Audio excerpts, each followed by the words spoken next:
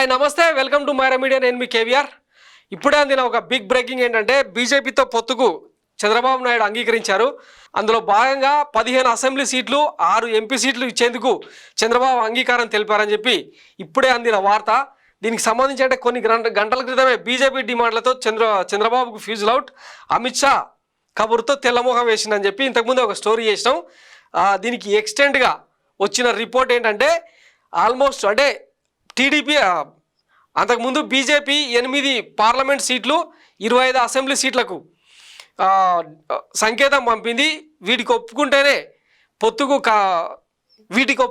పొత్తుకు సిద్ధమని చెప్పి బీజేపీ దూతల ద్వారా చంద్రబాబుకు ఒక సమాచారం అంది. అందులో భాగంగా అంటే ఒక ఫైనల్ డెసిషన్ తీసుకొని ఏ విషయం చెప్పమని చెప్పిన వెంటనే వితిన్ అవర్స్లోనే చంద్రబాబు ఇప్పుడు అంటే 15 అసెంబ్లీ సీట్లకు అంగీకరించినట్టు, 6 పార్లమెంట్ స్థానాలకు అంగీకరించినట్టు తెలుస్తుంది అనమాట. అవేంటంటే టీడీపీ బీజేపీ పార్టీల మధ్య సీట్ల సర్దుబాటు వ్యవహారం. పొత్తులో భాగంగా బీజేపీకి 6 లోక్సభ 15 అసెంబ్లీ సీట్లు ఇచ్చేందుకు చంద్రబాబు అంగీకారం. బీజేపీకి కేటాయించిన లోక్సభ సీట్లు అరకు, విశాఖపట్నం, ఏలూరు, రాజమండ్రి, విజయవాడ, తిరుపతి, రాజంపేట. ఇక్కడ మనం ఒకసారి అబ్జర్వ్ చేస్తే విజయవాడ సీట్లో ఇంతకుముందు అంటే టీడీపీ అభ్యర్థిగా కేశినేని చిన్నిని రంగంలోకి దింపాడు ఆయన.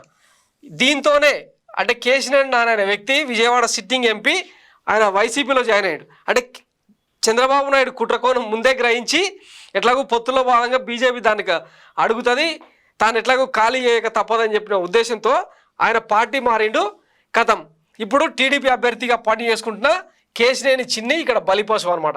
నెక్స్ట్ రాజంపేట, తిరుపతి వీటిలో కూడా అక్కడ బలమైన టీడీపీ అభ్యర్థులు తమ ప్రయత్నాలు చేసుకుంటున్నారు. ఇప్పుడు ఇవి బీజేపీకి కేటాయించిన పరిస్థితి.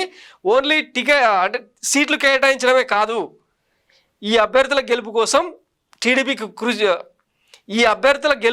టీడీపీకి ఖచ్చితంగా కృషి చేస్తేనే చంద్రబాబును ఢిల్లీ హైకమాండ్ దేకుతుంది అనమాట.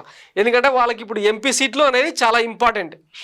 ఇకపోతే అసెంబ్లీ సీట్లు బీజేపీకి కేటాయించిన అసెంబ్లీ సీట్లు ఏంటంటే Araku valley ST, Visakha Uttaram, Srikakulam, Kakinada city, Rajahmundry city, Unguturu, Tadepalligudem, Kaikaluru, Vijayawada central, Srikalahasti, Madanapalle, Jammalamadugu, Dharmavaram, Guntakal, Ongole, Prathipadu. Kakinada, Rajahmundry ఏమో ఖచ్చితంగా అంటే జనసేనకు కేటాయిస్తారనుకున్న సీట్లు ఇవి బీజేపీ అడుగుతుందన్నమాట.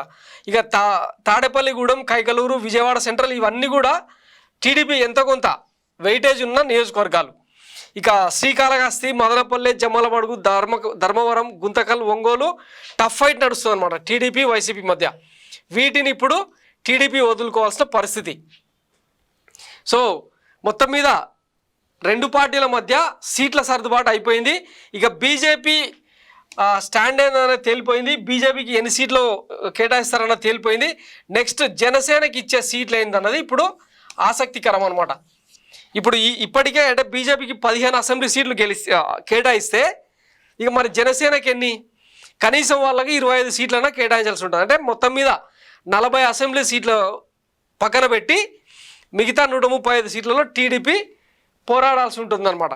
సో మరి ఈ పొత్తు వచ్చే ఎన్నికల్లో వికటిస్తుందా, లేదంటే కలిసి వచ్చి అధికారం కట్టబెడుతుందా అన్నది చూడాల్సింది. ఇంతకుముందే మనం ఈ విశ్లేషణలో చెప్పుకున్నాం, ఈ వీడియోలో ఇంతకుముందే నేను చెప్పిన ఎట్టి పరిస్థితుల్లోనూ బీజేపీ ఓటు బ్యాంక్ అన్నది ఈసారి టీడీపీకి షిఫ్ట్ కాదు.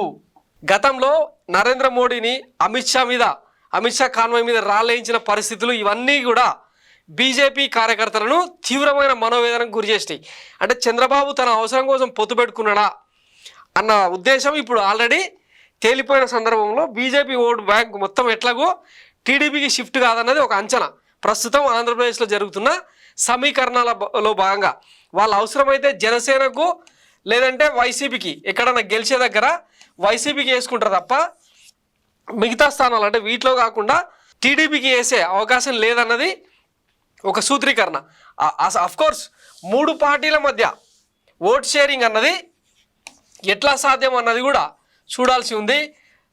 2009లో ఇదే చంద్రబాబు టీఆర్ఎస్ లెఫ్ట్ పార్టీలతో కలిసి ముందుకెళ్ళినా కూడా 94 సీట్ల దగ్గర ఆగిపోయింది.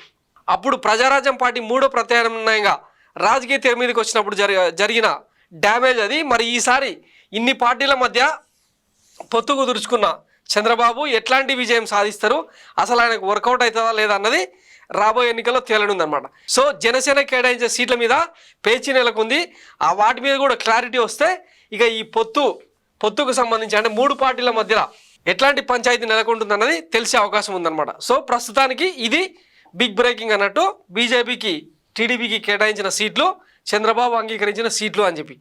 ఇది Myra media exclusive report. Thanks for watching Myra media. నేను మీ కేవీఆర్ సైనింగ్ ఆఫ్.